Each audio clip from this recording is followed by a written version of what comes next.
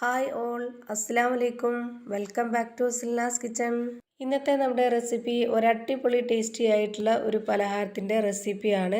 കുഴയ്ക്കാതെ പരത്താതെ മസാലകളൊന്നും തന്നെ വഴറ്റാതെ നല്ല ടേസ്റ്റി ആയിട്ടുള്ള ഒരു അടിപൊളി പലഹാരമാണ് ഇന്ന് നമ്മൾ തയ്യാറാക്കിയിട്ടുള്ളത്. ഇനിയിപ്പോൾ റമദാനൊക്കെ ആയി, അപ്പോൾ നമുക്ക് നോമ്പ് തുറയ്ക്ക് വേണ്ടിയിട്ട് സ്പെഷ്യലായിട്ട് തയ്യാറാക്കി എടുക്കാൻ പറ്റിയ ഒരു അടിപൊളി ഐറ്റം കൂടിയാണിത്.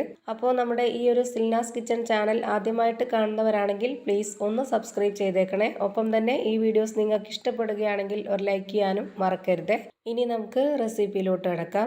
അപ്പോൾ ആദ്യം തന്നെ ഈ ഒരു പലഹാരം തയ്യാറാക്കാനായിട്ട് ഞാനിവിടെ ഒരു 5 ഉരുളക്കിഴങ്ങ് കുക്കറിലിട്ട് വേവിച്ചെടുത്തതിന് ശേഷം അതിൻ്റെ തൊലിയൊക്കെ കളഞ്ഞെടുത്തിട്ടുണ്ട്. ഇനി ഇത് നന്നായിട്ടൊന്ന് ഉടച്ചെടുക്കാം. ചെറിയ ഉരുളക്കിഴങ്ങ് ആയതുകൊണ്ടാണ് 5 എടുത്തിട്ടുള്ളത്. വലുതാണെങ്കിൽ 3 എടുത്താൽ മതിയാവും. ഇപ്പോൾ ഈ കിഴങ്ങ് നന്നായിട്ട് ഉടച്ചെടുത്തിട്ടുണ്ട്. ഇനി അടുത്തതായി ഇതുപോലുള്ളൊരു ബിസ്ക്കറ്റ് എടുത്തിട്ടുണ്ട്. 20 എടുത്തിട്ടുള്ളത്. ഇത് ടൈഗർ ബിസ്ക്കറ്റ് ആണ്. ഇനി ഇതൊന്ന് മിക്സിയുടെ ജാറിലിട്ട് നന്നായിട്ടൊന്ന് പൊടിച്ചിട്ട് ഈ ഒരു കിഴങ്ങിലേക്ക് ഇട്ട് കൊടുക്കാം. ഇത് സ്കിപ്പ് ചെയ്യരുത്. ഈ പലഹാരത്തിന് നല്ലൊരു ടേസ്റ്റാണ് ഈ ബിസ്ക്കറ്റ് പൊടിച്ചിട്ട് ഇതുപോലെ ഇട്ട് കൊടുക്കുമ്പോൾ. ഒട്ടും തന്നെ കട്ടകളില്ലാതെ നല്ല പോലെ ഇത് പൊടിച്ചെടുത്തിട്ടുണ്ട്.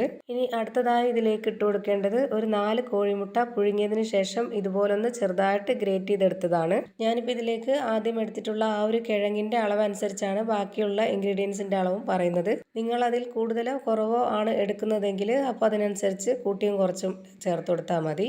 ഇനി ഇതിലേക്ക് ഒരു ക്യാരറ്റ് ഇതുപോലെ ചെറിയ ഹോളിൽ ഗ്രേറ്റ് ചെയ്തെടുത്തത് ഇട്ട് കൊടുക്കുന്നുണ്ട്. ഇനി ഒരു സബോളയും 3 പച്ചമുളകും കുറച്ച് കറിവേപ്പിലയും ഇതുപോലെ നന്നായിട്ട് പൊടിയായിട്ട് അരിഞ്ഞ് ഇതിലേക്ക് ചേർത്ത് കൊടുക്കാം. ഇതെല്ലാം ഇതുപോലെ നന്നായിട്ട് ചെറുതായി കട്ട് ചെയ്തെടുത്തിട്ട് ചേർത്ത് കൊടുക്കുമ്പം ഇത് കാണാനൊരു നല്ല ഭംഗിയും കഴിക്കാനൊരു പ്രത്യേക ടേസ്റ്റൊക്കെ ആയിരിക്കും. ഇനി ഇതിലേക്കൊരു 1 സ്പൂൺ അളവിൽ മുഴുവൻ കുരുമുളക് ചതച്ചെടുത്തതാണ് ഇട്ട് കൊടുക്കുന്നത്. കുരുമുളക് പൊടിയാണ് ഉള്ളത് എന്നുണ്ടെങ്കിൽ 1 സ്പൂൺ അളവിൽ കുരുമുളക് പൊടി ഇട്ട് കൊടുത്താലും മതി.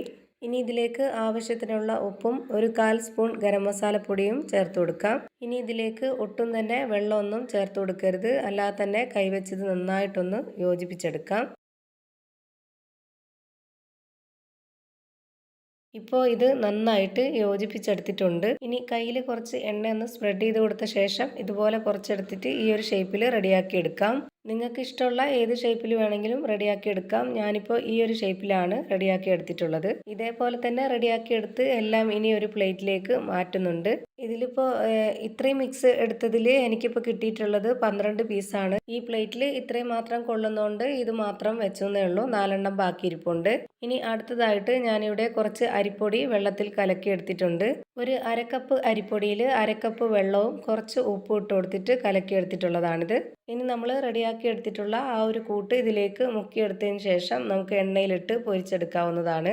ഈ പലഹാരം ചെയ്തെടുക്കുമ്പോൾ ഇതേപോലെ തന്നെ അരിപ്പൊടിയിൽ മുക്കിയെടുത്തതിന് ശേഷം നമ്മളിത് എണ്ണയിലിട്ടൊന്ന് ഫ്രൈ ചെയ്തെടുക്കുക. അപ്പോൾ നല്ലൊരു പുറമേ നല്ല ക്രിസ്പിയും നല്ലൊരു പ്രത്യേക ടേസ്റ്റും ആയിട്ടാണ് ഈ പലഹാരം റെഡിയായി കിട്ടുന്നത്. ഇപ്പോൾ ഞാനിത് ചൂടായ എണ്ണയിലേക്ക് ഓരോന്നോരോന്നായി ഇട്ട് കൊടുത്തിട്ടുണ്ട്. ഇനി ഇതൊന്ന് വെന്ത് വരട്ടെ. ഇതെല്ലാം ഇട്ട് കൊടുത്തതിന് ശേഷം നമ്മളിത് ലോ ഫ്ലെയിമിൽ ഇട്ട് കൊടുത്തിട്ട് വേണം വേവിച്ചെടുക്കാനായിട്ട്. ഫ്ലെയിം കൂട്ടി വെക്കരുത്. അപ്പോൾ ഇതിൻ്റെ അകം വെന്ത് കിട്ടില്ല, പുറമേ പെട്ടെന്ന് തന്നെ കരിഞ്ഞു പോവുകയും ചെയ്യും. ഇപ്പോൾ ഇതിൻ്റെ ഒരു സൈഡ് വെന്ത് കിട്ടിയിട്ടുണ്ട്. ഇനി ഇതെല്ലാം ഞാനൊന്ന് തിരിച്ചിട്ട് കൊടുക്കുന്നുണ്ട്. ഞാനിപ്പോൾ ഇത് തിരിച്ചിട്ട് കൊടുത്തതിൽ ഒരെണ്ണം പൊട്ടിപ്പോയിട്ടുണ്ട്. അപ്പോൾ ഞാൻ അതെടുത്ത് മാറ്റുകയാണ്. അത് ലാസ്റ്റ് ഇട്ട് കൊടുത്തതായത് കാരണം കൊണ്ട് വെന്തിട്ടുണ്ടായിരുന്നില്ല. അപ്പോൾ അത് മറിച്ചിടാൻ ശ്രമിച്ചതിലാണ് അത് പൊട്ടിപ്പോയത്. അതിന് പകരമായിട്ട് ഞാനിപ്പോൾ വേറൊരെണ്ണം ഇട്ട് കൊടുത്തിട്ടുണ്ട്. അപ്പോഴേക്ക് മറ്റുള്ളതൊക്കെ വെന്ത് കിട്ടിയിട്ടുണ്ട്. ഇനി നമുക്കിത് എണ്ണയിൽ നിന്ന് കോരി മാറ്റാം. ഇപ്പോൾ ഇതാ വളരെ സിമ്പിളായിട്ടല്ലേ നമ്മൾ ഈ ഒരു പലഹാരം തയ്യാറാക്കിയെടുത്തത്. ഒട്ടും തന്നെ ബുദ്ധിമുട്ടൊന്നുമില്ല. വളരെ പെട്ടെന്ന് തന്നെ തയ്യാറാക്കിയെടുക്കാൻ പറ്റുന്ന ഒരു അടിപൊളി പലഹാരമാണ്. ഇതേപോലെ തന്നെ എല്ലാം ഞാൻ തിരിച്ചും മറിച്ചും ഇട്ട് കൊടുത്ത് ഫ്രൈ ചെയ്തെടുത്തതിന് ശേഷം ഒരു പ്ലേറ്റിലേക്ക് മാറ്റിയിട്ടുണ്ട്. എന്നിട്ട് അതിന് മുകളിലേക്കായിട്ട് കാണാൻ ഒരു ഭംഗിക്ക് വേണ്ടിയിട്ട് മുട്ടയും ക്യാരറ്റും ഗ്രേറ്റ് ചെയ്തെടുത്തത് ഇട്ട് കൊടുത്തിട്ടുണ്ട്. ഇനി ഞാനിതൊന്ന് പൊട്ടിച്ച് കാണിച്ചു തരാം ഇതെങ്ങനെയാണ് ഇരിക്കുന്നതെന്ന് അറിയാൻ വേണ്ടി. പുറമേ നല്ല ക്രിസ്പിയും അകം നല്ല സോഫ്റ്റും ആയിട്ടിരിക്കുന്ന ഒരു അടിപൊളി പലഹാരമാണിത്. അപ്പോൾ ഇത്രയേ ഉള്ളൂ ഇന്നത്തെ വീഡിയോ ഇഷ്ടമായാൽ ലൈക്ക് ചെയ്യാനും കമൻറ്റ് ചെയ്യാനും ഷെയർ ചെയ്യാനും മറക്കരുത്. ഞാനിടുന്ന പുതിയ വീഡിയോസ് നോട്ടിഫിക്കേഷനായിട്ട് കിട്ടുന്നതിന് വേണ്ടി സബ്സ്ക്രൈബ് ചെയ്ത് ബെല്ലൈക്കൺ അമർത്തി അതിൽ ഓൾ എന്ന ഓപ്ഷൻ എനേബിൾ ചെയ്ത് കൊടുക്കാനും മറക്കരുത്. പുതിയൊരു വീഡിയോയുമായി വീണ്ടും വരും. Thank you for watching.